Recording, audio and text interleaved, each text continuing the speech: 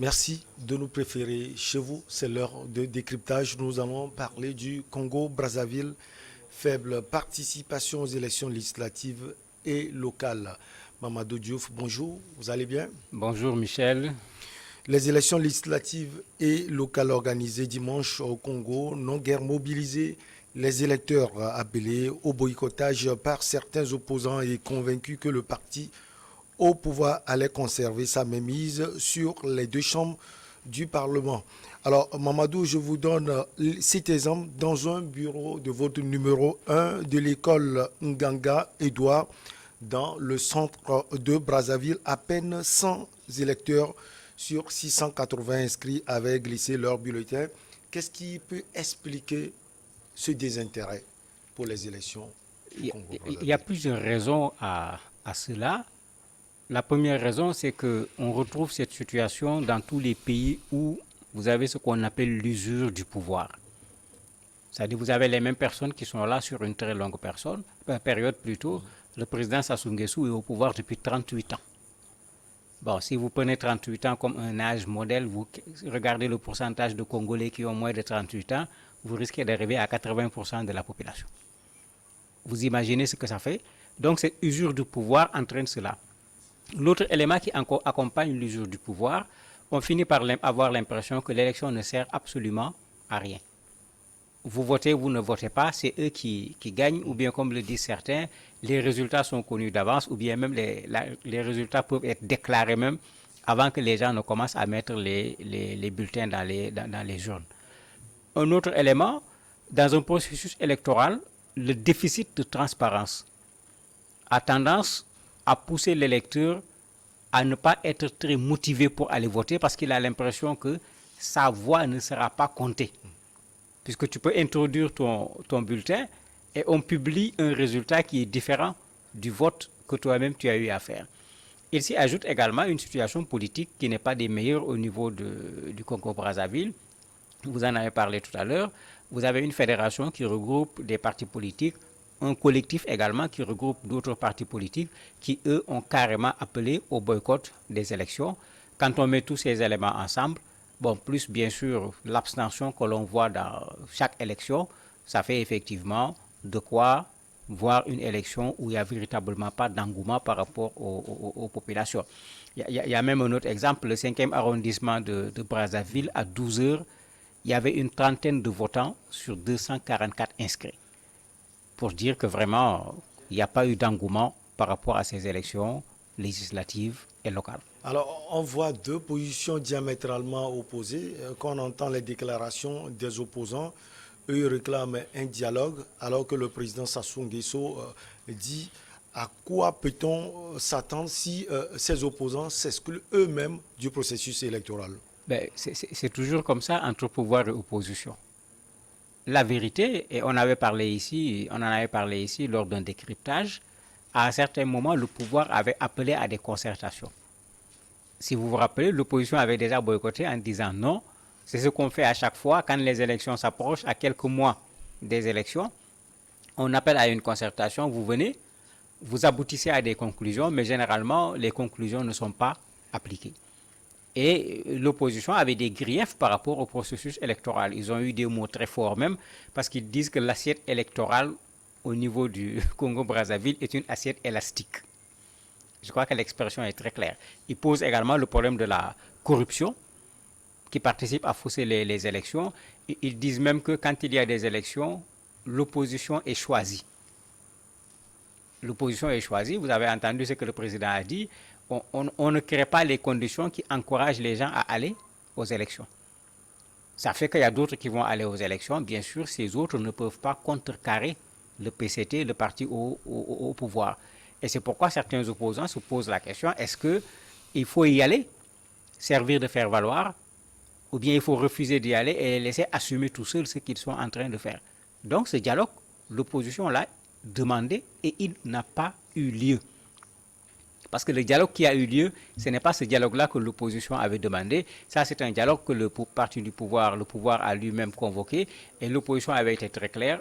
Ils le font à chaque élection et ça ne change pas grand-chose. Eux, ils demandaient un dialogue en bonne et due forme où on discute du processus électoral, on s'entend sur la transparence des élections, etc.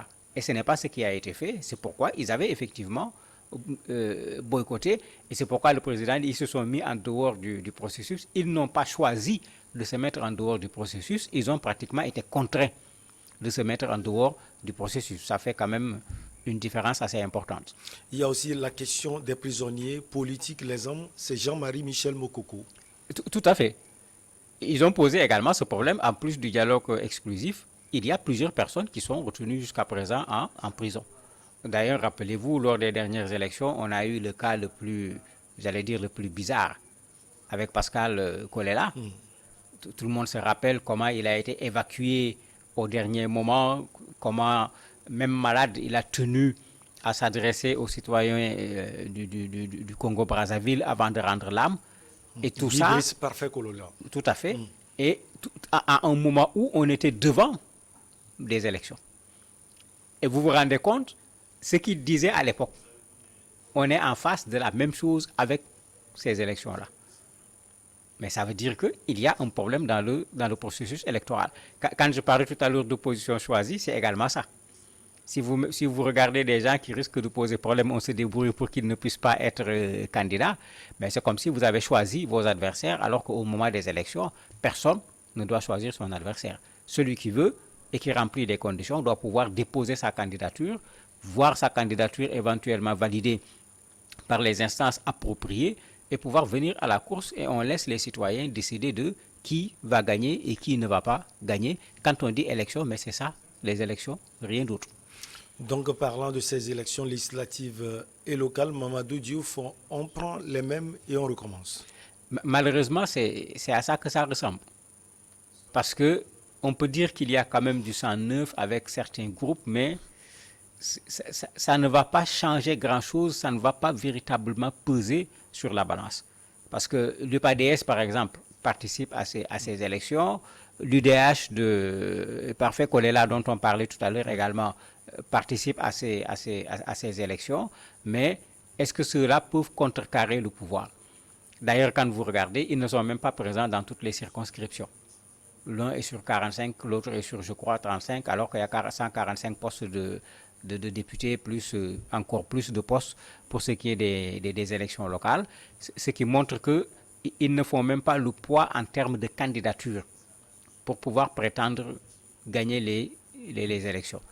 Et c'est là où on se pose parfois des questions, mais vu ce que les élections nous coûtent en argent, des milliards, mais il y a de quoi se poser des questions sur les élections. À quoi bon?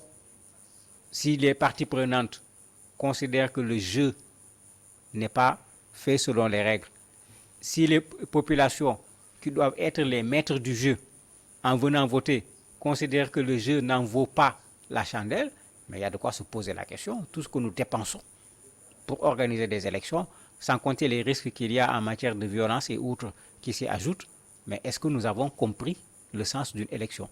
Est-ce que nous avons compris c'est quoi la place d'une élection dans une république, dans une démocratie? Je crois qu'il y a un travail à refaire et malheureusement, on l'oublie souvent. Ça, c'est le travail des partis politiques, entre autres.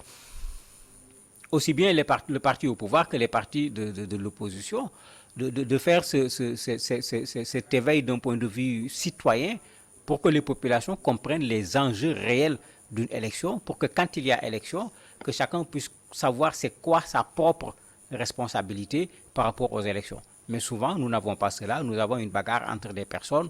On n'a même pas une bagarre d'idées, c'est plutôt des attaques entre des personnes. Et bon, dans ces conditions, il ne faut pas être surpris quand les populations sont lassées de voir les mêmes personnes venir leur tenir les mêmes discours pendant une décennie. Et pendant cette même décennie, rien ne change dans le sens positif, ou bien même pire, les conditions de vie deviennent de plus en plus difficiles. Quand les populations se posent la question à quoi servent des élections, elles n'ont certes pas raison, mais dans les faits, on peut leur donner raison. Donc le Parti congolais du travail est toujours en place. Après ces élections législatives et locales, selon vous, Mamadou Diouf, quelque chose va se passer véritablement? Quelque chose va changer? Je ne vois pas ce qui va changer parce que ça va être la même situation. On prend les mêmes et puis on continue. quand on est dans une posture de on prend les mêmes et puis on continue, je ne vois pas du tout qu'est-ce qui va changer. Et c'est pourquoi je disais l'usure du pouvoir crée ce problème. À un certain moment, à force de prendre les mêmes, à un certain moment, les gens ne sont plus dans une perspective d'innovation, de proposer de nouvelles choses. Les gens sont dans une continuité, à la limite dans une gouvernance qui finit chez eux par ressembler à quelque chose de naturel. On finit même par oublier qu'on a été élu. C'est comme si c'est normal que l'on soit devant et qu'on soit toujours devant. Et finalement, on oublie pourquoi on a été élu. On oublie que celui qu'on met devant, ce n'est pas lui le chef. Celui qui a été mandaté par les populations. C'est les populations qui constituent véritablement le chef. Mais on fait le contraire, on se transforme en chefferie traditionnelle, et même quand quelqu'un n'est pas d'accord avec toi, tu commences à vouloir t'en prendre à la personne, alors que le citoyen a totalement la liberté, quand il est d'accord ou quand il n'est pas d'accord, de l'exprimer par écrit, par voie orale ou par une quelconque autre voie. Alors, le format de l'opposition du Congo-Brazzaville est presque le même que celle, j'allais dire, de l'opposition de certains pays africains. Mamadou Diouf, selon vous, qu'est-ce qui explique cela? L'opposition n'arrive pas à être ensemble pour faire face, par exemple, à un Denis Sassou Nguesso, vous l'aviez dit, qui fait 38 ans au pouvoir. Et dans ces conditions, c'est difficile de faire tomber le baobab. Mais bien sûr, c'est pourquoi je disais tout à l'heure, il y a des partis quand même qui participent à cette élection, même s'il y a d'autres qui ont boycotté, mais ça fait l'affaire du pouvoir. Ça fait l'affaire du pouvoir.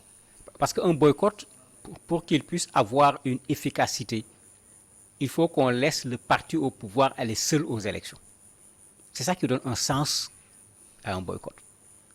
Parce qu'en ce moment, l'élection n'a plus de sens. Parce que quand on dit élection, ça veut dire qu'on doit choisir. Quand on doit choisir, il faut qu'il y en ait au moins deux. Si on fait en sorte qu'il y ait un seul qui part, on risque, s'il y a un tant soit peu d'éthique et de moralité auprès des autorités, de laisser tomber les élections, de les reporter à une nouvelle date et d'organiser des élections dans des conditions de transparence. Et même ça, ce n'est pas évident. Vous avez des États qui sont capables d'organiser des élections dans ces conditions et de valider les résultats des élections, bien que l'écrasante majorité de la population n'a pas voté. Donc ça, c'est un problème. Oui. Le deuxième problème, c'est que malheureusement, l'opposition fait souvent beaucoup de critiques par rapport au parti au pouvoir, mais quand vous allez dans l'opposition, j'allais dire le culte de l'intérêt, il est là. Oui. Le culte de la personne, il est là. Donc ce qu'on reproche parfois au parti au pouvoir, quand vous regardez comment les partis d'opposition fonctionnent de façon individuelle, vous le retrouvez également au niveau des partis d'opposition. C'est des querelles de leadership à l'intérieur, c'est des querelles entre les partis, alors qu'ils doivent pouvoir au moins s'entendre sur l'essentiel, même s'ils ne s'entendent pas sur un certain nombre de choses. Pour le cas du Congo-Brazzaville actuellement, il est clair que je ne vois pas un parti qui peut tout seul venir à bout de Denis Sassou Nguesso et de son parti. La logique voudrait que les partis acceptent de se mettre ensemble, pas seulement dans une logique électorale, parce que ça ne va pas loin, mais plutôt dans une logique pour dire nous allons aux élections ensemble, nous gagnons les élections ensemble, ensuite nous gouvernons ensemble.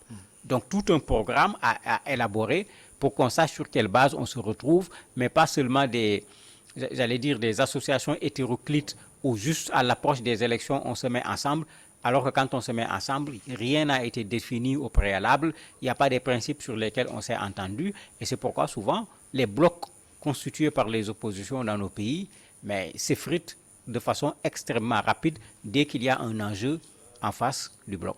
Selon la commission électorale, les premiers résultats ainsi que le taux de participation pourraient être connus mardi. Mamadou, on n'est pas dans le secret des dieux, mais on peut s'attendre à quoi? On peut s'attendre à un taux important. On l'a vu plusieurs fois en Afrique. Les journalistes partent faire le reportage, on nous montre les images des bureaux de vote, on ne voit personne. Et quand on proclame le taux de participation, les gens tombent des nues. Et je ne sais pas si vous avez suivi l'interview du président de la Commission nationale électorale indépendante, puisque c'est comme ça qu'il l'appelle. Quand il est sorti, lui, il a dit que l'heure de fermeture des bureaux de vote n'est même pas encore là, mais les bureaux que lui, il a visités, les urnes sont déjà remplies.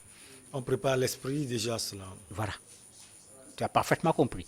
Il dit que les urnes sont déjà remplies, alors qu'on a fait le constat, tu vois ce journaliste qui te dit qu'à mi-journée, à 12 heures, il y a une trentaine de votants, là où il y a plus de 900 inscrits. Ben, si c'est ça qui va être la base pour le taux de participation, ça sera une catastrophe.